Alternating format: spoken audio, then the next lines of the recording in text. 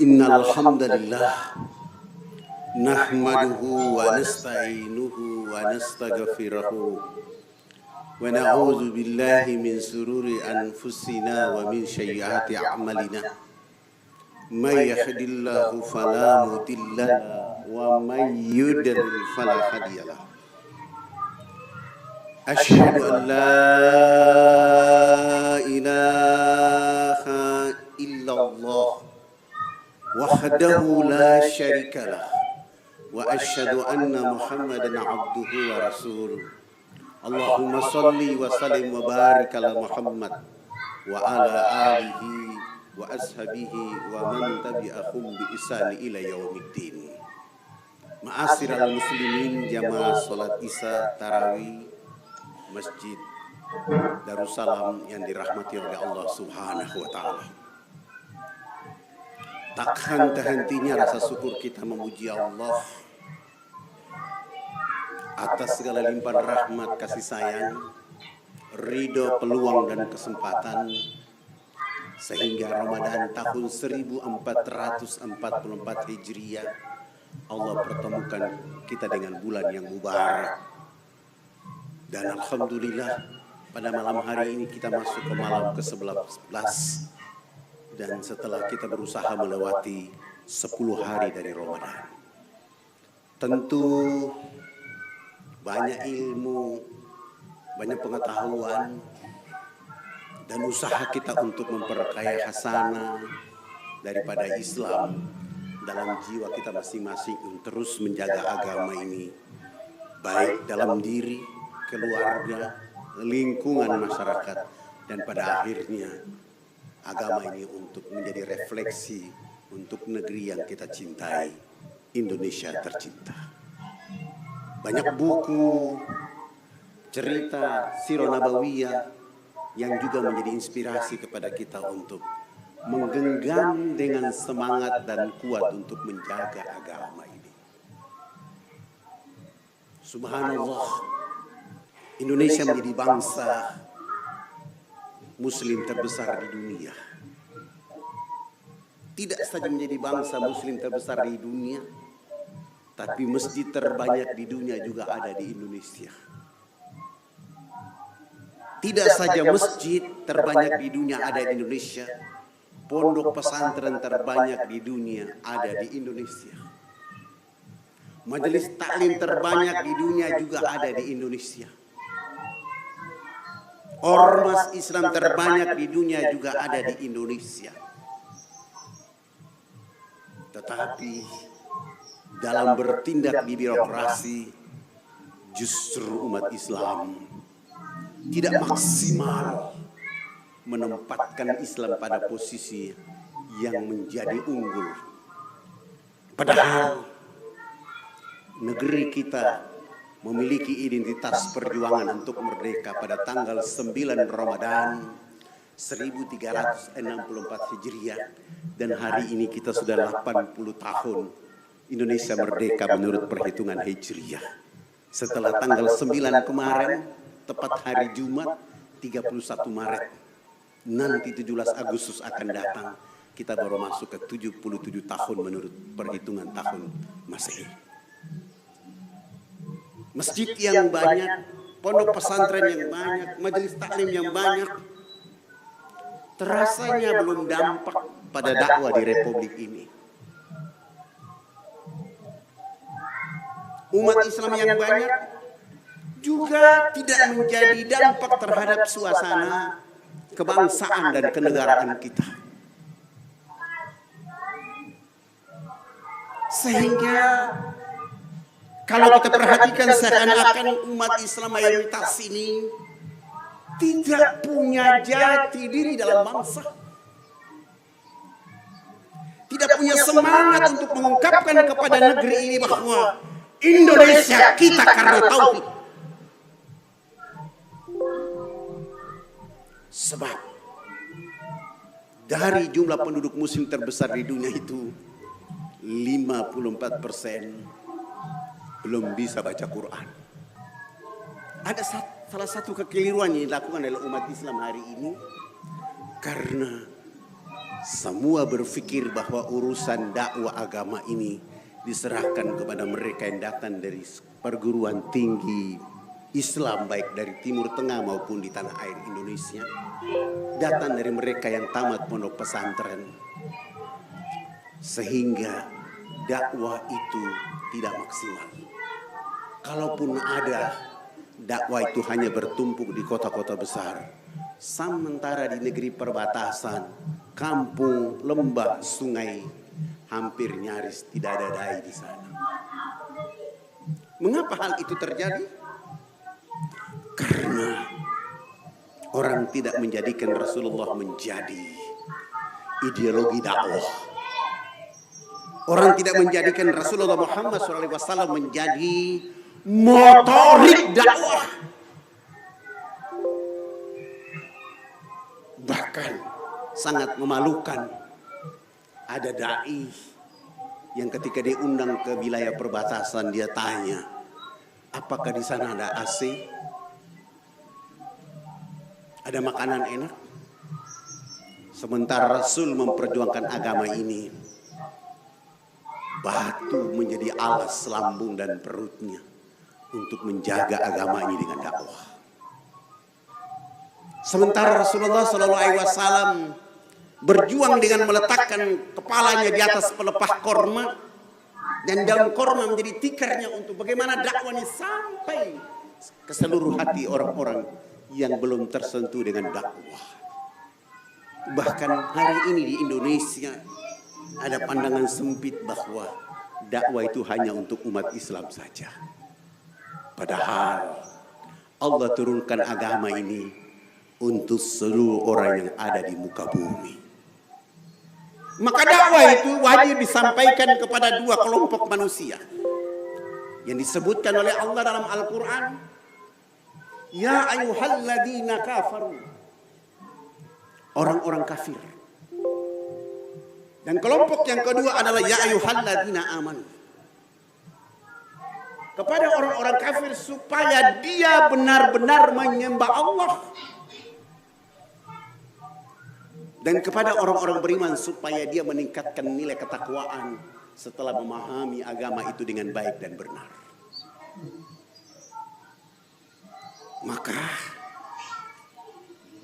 jemaah sholat tarawih witir Masjid Darussalam yang dirahmati oleh Allah, kalau mau Indonesia ini bangkit, tidak ada konsep lain kecuali kita menggerakkan dakwah ini secara kafah di negeri ini.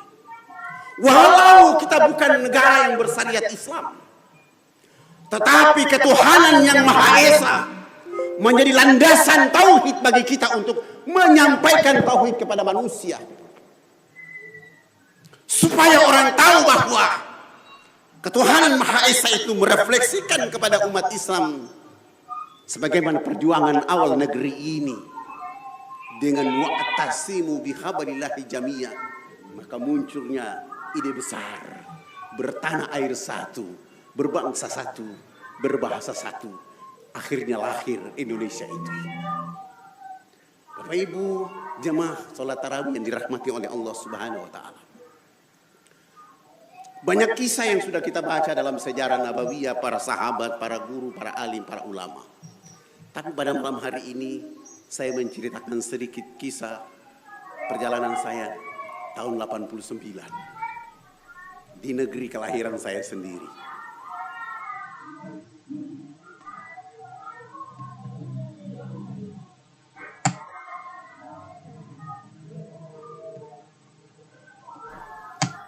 Suatu ketika jam 3 sore saya mendapat surat dari kampung. Isi suratnya, kepada yang terhormat Fadlan dengan teman-teman, kami dapat kabar bahwa Fadlan dengan teman-teman akan turun ke kampung menyampaikan dakwah Islam. Perlu Fadlan dan kawan-kawan ketahui bahwa kami tidak rela sedikit pun Fadlan dengan kawan-kawan akan turun ke kampung. Jika Fadlan dan kawan-kawan maksa diri untuk turun ke kampung, maka kami siap menjadikan bangkai untuk negeri kami karena Fadlan mau perkenalkan agama ini di kampung.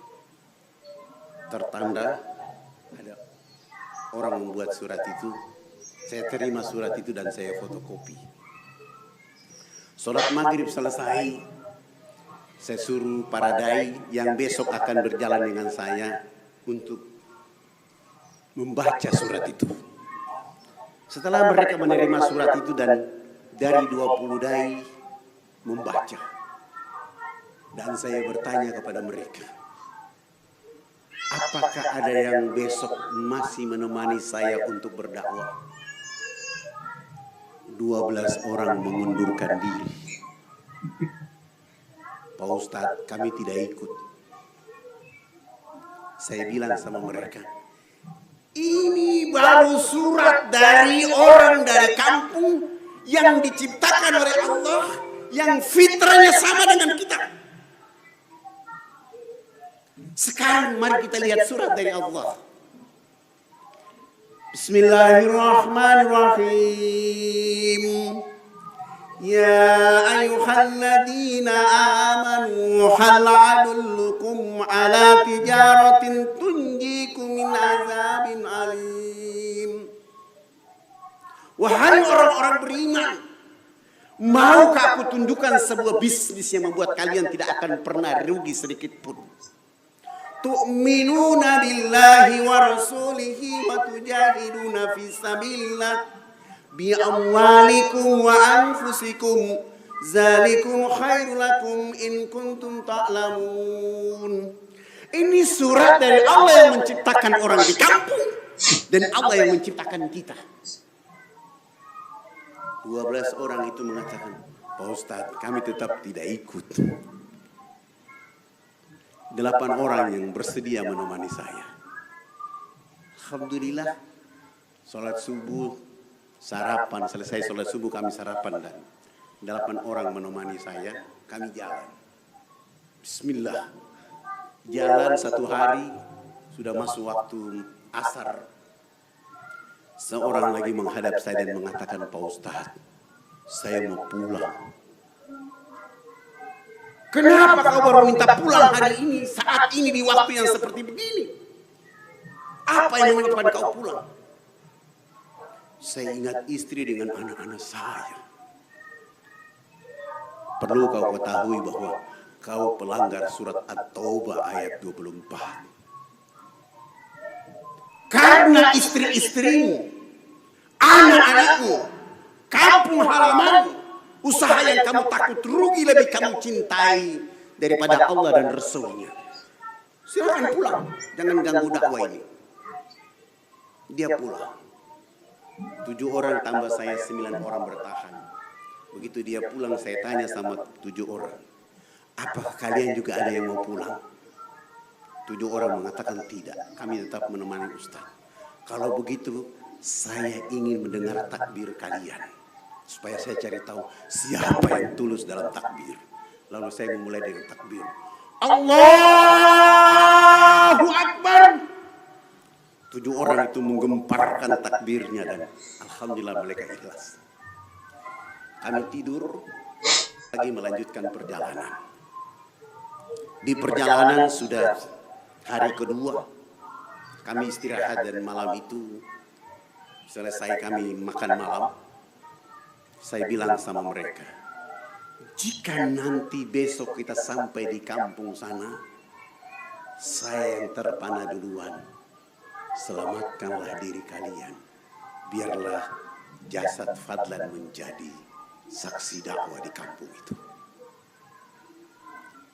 7 orang ini bilang, kami tidak pulang kecuali kami berperang melawan mereka. Saya bilang sama mereka, itu adalah sebuah pendapat yang sia-sia.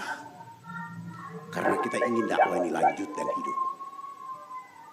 Besok pagi jalan. Jalan, alhamdulillah sudah turun dan di bawah sudah siap.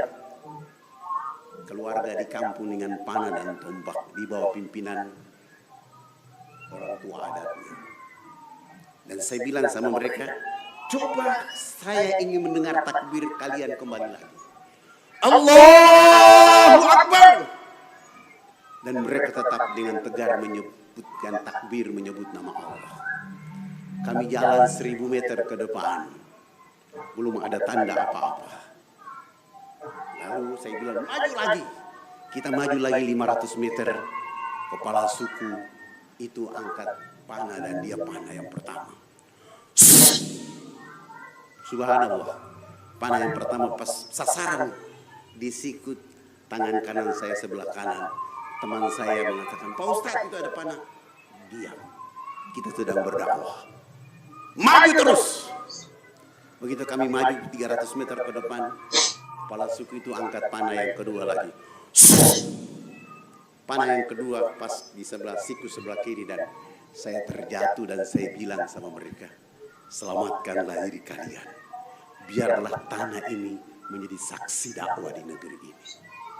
Mereka pulang, saya baca Fatihah sebentar, lalu saya angkat tangan dan saya bilang sama Allah, ya Allah, fadlan tidak ada apa-apanya dibanding Rasul Muhammad sallallahu alaihi wasallam. Aku mohon kepadamu ya Rabb, izinkan aku hidup 30 menit saja.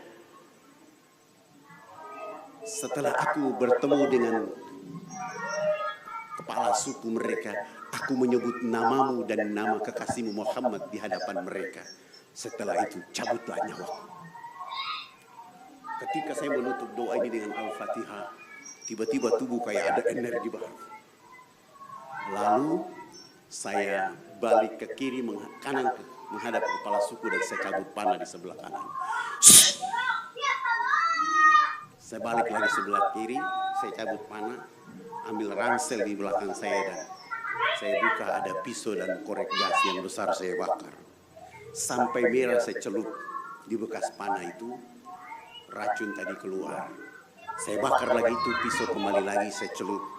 Sesudah itu saya berdiri dengan tenggar dalam keadaan kesakitan berkesendirian, berjalan menuju kepala suku. Ketika saya menuju kepala suku bilang sama warga masyarakat, kalian mundur. Saat ini satu persatu. Dan saya maju ke depan. Subhanallah, sampai ke sana saya salaman dengan bilang, saya bilang, Bapak kepala suku, mohon maaf kalau hari ini saya datang ke kampung mengganggu keadaan masyarakat keluarga saya di negeri ini. Kalau saya salah, saya mohon maaf lahir batin. Saya salaman dan saya pamit pulang kembali ke kota. Ketika saya baru balik 2 meter, kepala suku ini jatuh tersungkur dan menangis dengan suara yang keras. Lalu saya balik arah lagi mengangkat wajah dia dan mengatakan, kenapa Bapak menangis? Ada apa Bapak menangis? Yang salah kan saya, bukan Bapak. Lalu beliau menangis dan mengatakan, tidak, bukan anak yang salah. Yang salah adalah saya. Karena saya salah menerima informasi sehingga saya melukai tangan kanan anak dan tangan kiri anak. Maka tidak ada jawaban lain. Saya yang mengawal anak dari kampung kembali ke kota. Subhanallah. Akhirnya dia membersihkan air matanya. Sesudah itu dia menemani saya, kami jalan kaki sampai di kota. Sampai di posko dakwah, teman-teman dai itu mengatakan, itu dia yang panah Ustaz, harus kita bunuh dia. Saya bilang tidak. Boleh jadi dia turun ke kota ini hidayah untuk dirinya. Saya dibawa untuk masuk rumah sakit. 3 hari saya rasa tidak nyaman. Lalu saya minta pindah untuk berobat ke Makassar. Beli tiket saya, asisten 1 dan 1 bagian dokumentasi, beli tiket. Setelah beli tiket saya bilang sama kepala suku, kapan Bapak pulang ke kampung karena kami mau pergi ke Makassar berobat. Apa jawaban kepala suku? Saya harus ikut karena yang panah anak adalah saya. Subhanallah.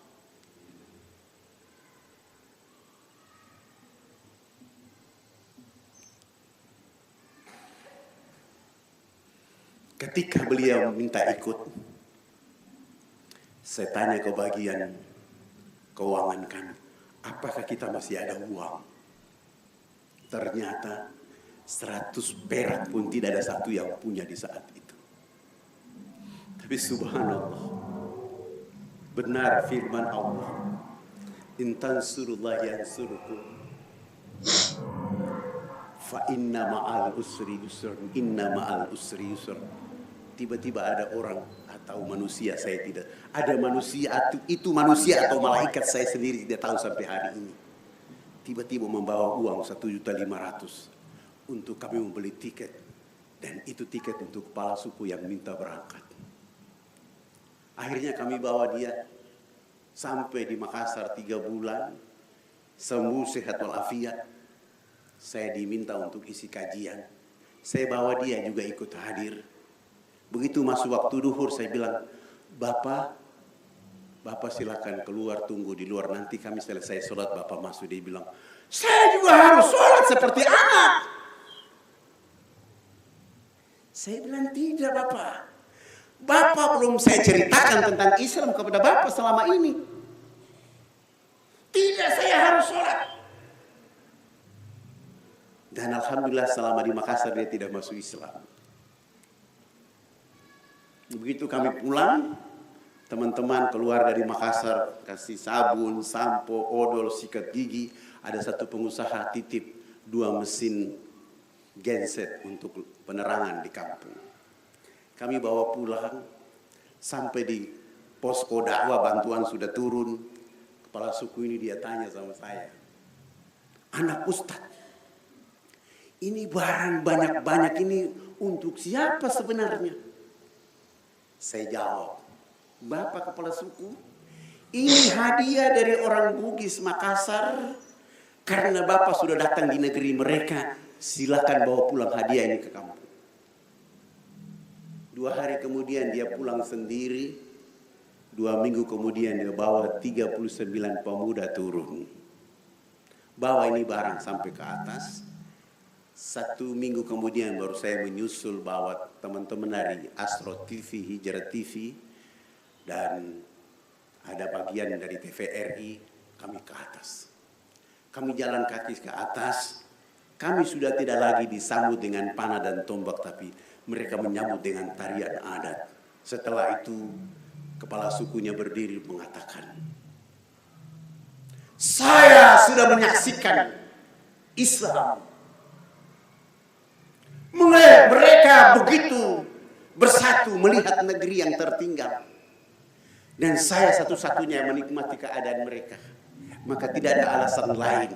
Hari ini kita semua di kampung harus menyatakan asyhadu an la ilaha illallah wa asyhadu anna Muhammad Rasulullah. Lalu saya didorong kepala suku naik di atas mimbar menggantikan beliau, dan saya bilang, ikuti kata-kata saya. Ketika saya bilang, asyhadu an la ilaha illallah, mereka juga mengikuti suara saya dari belakang. Tiba-tiba pohon yang berdiri tegak itu semua merunduk. Begitu saya mengatakan, bikin udang balon, well. Yes, belum. Waduh. Ya, gagal, guys. Masih lapar banget. wa asyhadu anna Muhammadar Rasulullah. Pohon itu berdiri tegak kembali. Lalu warga masyarakat itu berlarian untuk memegang pohon-pohon yang tadi ditunduk, lalu berdiri tegak kembali. Subhanallah. Kamera 6 buah yang kami bawa, baik foto maupun video, tidak ada satupun yang bisa merekam peristiwa itu. Lalu mereka tanya sama saya, mengapa tidak bisa merekam peristiwa tadi, Ustaz? Saya jawab, Allah tidak mau video ini akan diputar nanti disampaikan kepada orang, sehingga orang masuk Islam hanya karena video ini. Allah tidak mau. Allah mau karena dakwah ini. Karena dakwah kita sampaikan, maka mereka akan mengenal Islam lebih dekat.